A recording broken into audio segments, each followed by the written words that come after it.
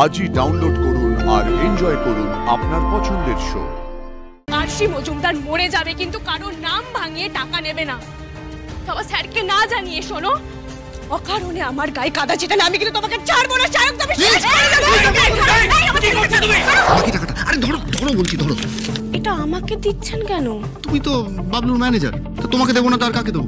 টাকাটা কেন দিলি? মানে এটা কিসের টাকা? তোর রেমিউনারেশন। কিসের রেমিউনারেশন? কাল যে তুই আমাদের বাড়িতে তোর পায়ের ধুলো দিলি, সেই রেমিউনারেশন। বাবলু, তোর আর আরশির কাছে আমি চিরটা জীবন কৃতজ্ঞ হয়ে থাকবো, প্রমিস। কাল সায়ক যখন এসে বললো 5 লক্ষ টাকার কথা, আমার কাছে ওই 4.5 লক্ষ টাকাই ক্যাশ ছিল, আর বাকি 50,000 টাকা তাই আজকে অফিসে যাওয়ার পথে দিয়ে গেলাম।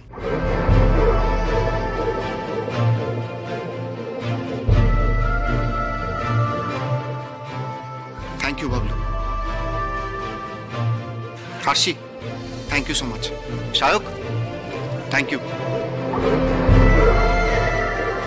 সায়ক, হ্যাঁ দা ভাই, তুই সুমাল্লোর কাছে গিয়ে টাকা চাইলি? আমি কি করব? আমি কি করব মানে? আমি কি করব মানে কি? আমি আমার বন্ধুর অসুস্থ ছেলের জন্মদিনে গেছিলাম, ওই বাচ্চাটার মুখে হাসি ফোটাতে গেছিলাম, আর তুই কি করলি? ওই অসহায় বাবার কাছ থেকে তুই টাকা নিলি, তোর লজ্জা করলো না? আমার এতটা ছোট করলি তুই আমাকে। আমার উপর চেঁচাচ্ছিস কেন তুই বল? দাদাই আরশি তো বললো গিয়ে 5 লাখ টাকা ক্যাশ নিয়ে আসতে।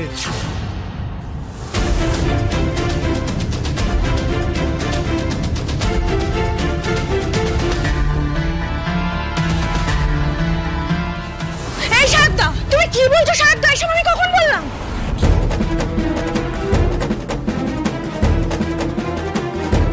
কেন মিথ্যে কথা বলছো সায়কদা? আমি স্যারের নাম ভাঙিয়ে টাকা আনতে বলেছি? কখন বললাম আমি? কখন? দেখো চোখ লাগিয়ে কথা বলছে, দেখো আমি মিথ্যে কথা বলছি? শোনো দা ভাই, ওই বাড়িতে যেতে রাজি হওয়ার পর তুমি আমার কাছে এলে, আমাকে এসে বললে রেমুনারেশনের কথা। আমি যখন রেমুনারেশনের কথাটা গিয়ে বললাম, তখন তুই পাল্টে যাচ্ছ। কি ডেঞ্জারাস মেয়ে গো তুমি। সায়কদা, মুখ সামলে কথা বলো। আরশি মজুমদার মরে যাবে কিন্তু কারোর নাম ভাঙিয়ে টাকা নেবে না। তবে স্যারকে না জানিয়ে শোনো, অকারণে আমার গায়ে কাদা ছিটালে আমি কিন্তু তোমাকে ছাড়বো না। সায়ক, তুমি শেষ করে দেবো। কি করছো তুমি? তুমি আমার ছেলের গায়ে হাত তুলছো।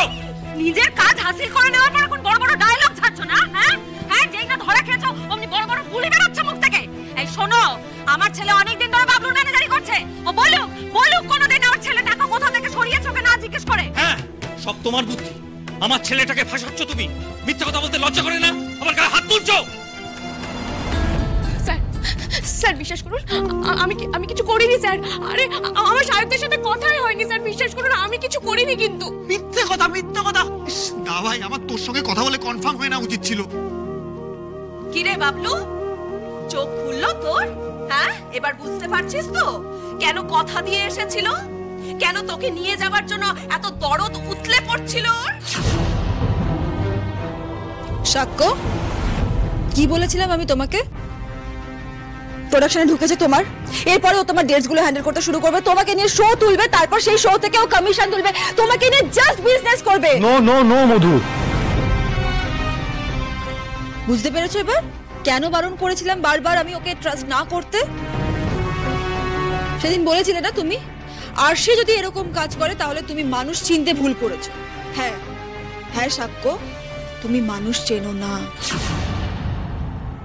অন্তত আরশির ব্যাপারে তো ভীষণ রকমের ভুল স্বীকার করছো তো? আমি এখনো বিশ্বাস করছি না যে আরশি এই কাজটা করেছে।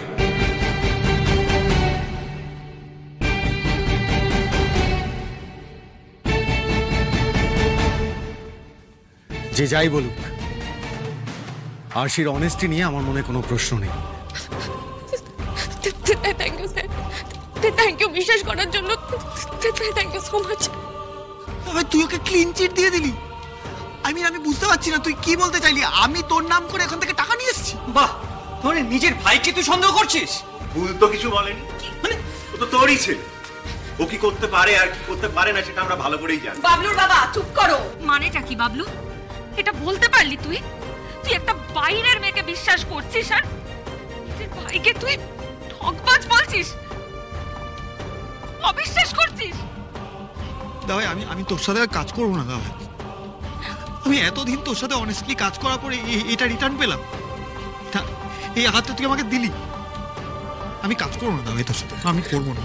সায়ক দাঁড়াও, এত কথা কোনো প্রয়োজন নেই তো। আরশির ব্যাগ সার্চ করা হোক।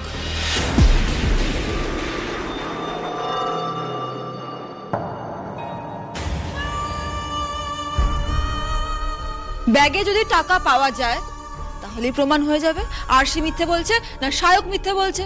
সিম্পল। 4.5 লাখ টাকা তো একদিনের মধ্যে খরচ করা সম্ভব নয়।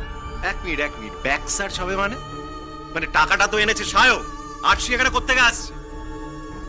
আরে সেটাই তো, আরশি তো আমাদের সঙ্গে ঠাম্মির ঘরে ছিল, সেখান থেকেই তো সন্ধ্যাবেলা বাবলুদার সঙ্গে বেরিয়ে গেল সুমাল্যদার বাড়ি যাবে বলে। সায়কের সঙ্গে ও দেখা করার সময়টা কখন পেল? কি রে অরু, তুই তো দেখছে আরশির বিরাট নেওয়াটা হয়েছিস।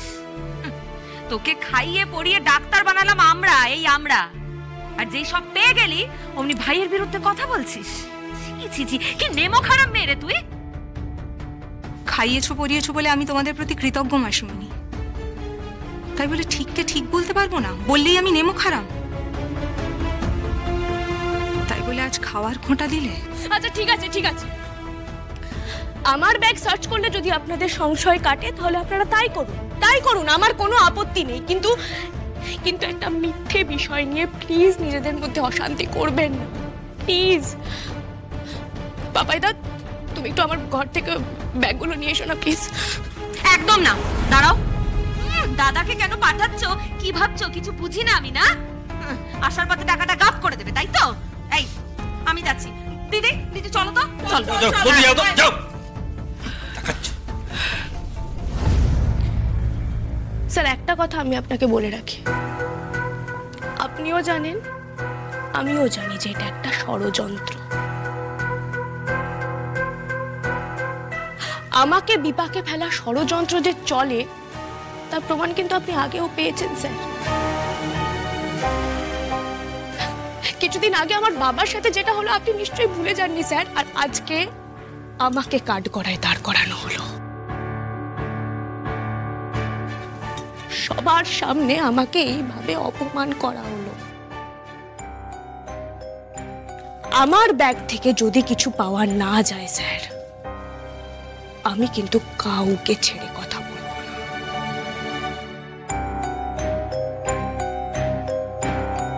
আর আমিও এর ব্যবস্থা নেব।